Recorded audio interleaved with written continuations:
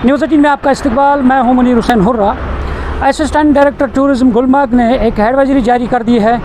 और उन्होंने कहा है कि मौजूदा मौसमी सूरत हाल के पेश नज़र और अवामी तहफ़्फ़ुज़ के खातिर ये मशवरा दिया जाता है कि इस दफ्तर के दायरे अख्तियार में आने वाले किसी भी इलाके जिनमें ख़ास तौर पर ज़िला बारामूला है, ज़िला बांडीपुरा है और ज़िला कुपवारा शामिल है,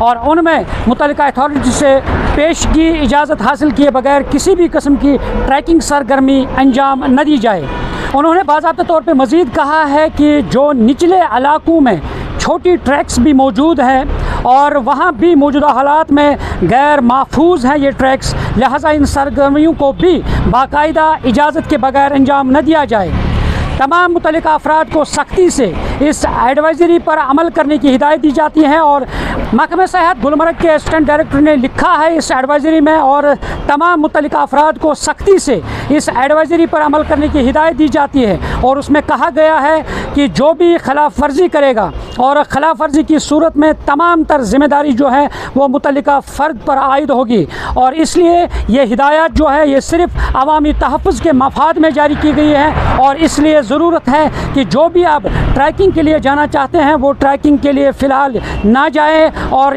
जो एडवाइज़री जारी कर दी गई है और इस एडवाइज़री पर अमल करें। न्यूज़ 18 जम्मू कश्मीर के लिए मैं टंगमर्ग से मुनीर हुसैन हुर्रा।